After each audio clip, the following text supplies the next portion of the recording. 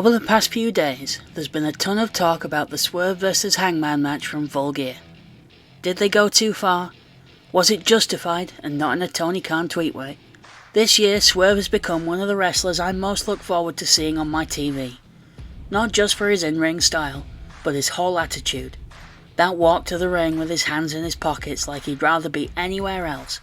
The guy just exudes final boss villain, and that might be what was missing from him before. Some quick thoughts on the match from this past Sunday before I carry on. Honestly, I'm partial to a violent match if the story fits it. And Swerve had been so evil, and Hangman was so out for revenge, that to me at least, it felt fitting that these two would go beyond extreme. It's certainly going to be one of the most memorable matches when 2023 is done. But did you know, it's not the first match like this that Swerve has had. Swerve also had one of the more memorable matches of 2017, though it aired then, but was actually taped the year earlier. That time, Swerve was under a mask as Killshot, against a familiar foe in Lucha Underground. Also a little note, Swerve actually referenced his former gimmick on one of his knee pads with crosshairs on them. It's also worth noting that Swerve was no stranger to hardcore wrestling before this even, being a former CZW champion. He even competed in CZW's signature match type, the Cage of Death. If you're not familiar, Lucha Underground was a rather unique wrestling show that aired on the El Rey network between 2014 and 2018. It was a very melodramatic take, mixing lucha libre with almost soap opera style drama, with characters being killed off and even raised from the dead on the regular. It famously featured well-known indie stars of the time playing completely different characters that were exclusive to the show. For example, Ricochet, Santos Escobar, Jeff Cobb and Thunder Rosa are among many others who went on to achieve fame elsewhere after playing characters on the show.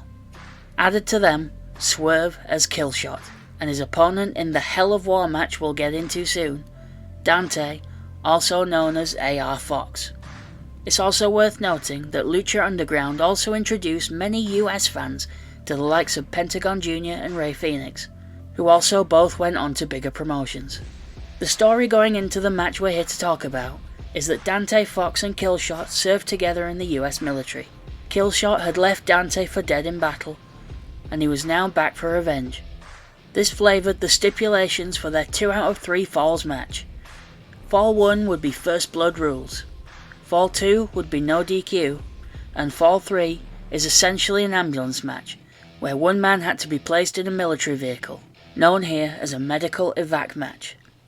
Before we get into the match in detail, I want to share with you a quote I read from Swerve himself talking about the mindset that a wrestler has when coming up with ideas for a death match. In a 2018 interview for Uproxx, AR Fox noted that once they were told they were having a death match, he was more than happy, and spent as much time as he could coming up with ideas, as did Strickland. Swerve, clarifying Fox's statement, says, "The funny thing is, when we would come up with ideas and put them together, it's stuff we want to take, it's never stuff we want to give. I was like, I'm willing to go through this, and then he would come up with, he's willing to go through this, well, I'm willing to go through this. And the trust factor with that between us two is like unparalleled. I'm sure you've seen a wrestler in a match construct some assemblage of weapons, like a stack of chairs or tables or something, only for the weapons to be used on themselves before. Well, that's kind of a similar principle. Also, crucially, it's clear from their comments that Swerve and Fox had control over what they would and wouldn't do, and I assume he and Hangman would have had the same. While the match begins with some very flashy lucha-style wrestling, it doesn't take long for things to escalate, as the two start fighting with a ladder and a chair outside the ring. I also at this point want you to know that I listened to half an hour of painful Matt Striker commentary for this video, where he goes off topic about Dante's Inferno and other tenuous tangents. So that's worth a like, no? No, never mind. It was worth a shot. It's also rather weird that he keeps questioning how we will know if Killshot is bleeding or not, because he's wearing a mask. It's almost like he couldn't bleed from anywhere else, which, spoiler alert, he will later on. Speaking of blood too, the canvas for this match might be the dirtiest I've ever seen.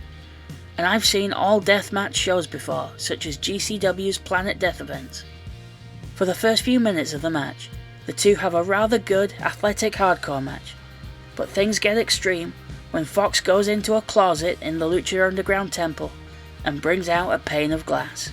Fox threatens now AEW referee Rick Knox to make him assist in setting up the glass pane. After a back and forth, Dante throws Killshot through the glass from the top rope, drawing blood from his back, arms and even hands, winning the first fall. Getting into fall 2, and bear in mind now that there's shattered glass all over the ring, Dante continues with an insane looking Spanish fly through a chair, then a beautiful 450 into Killshot laid across a ladder.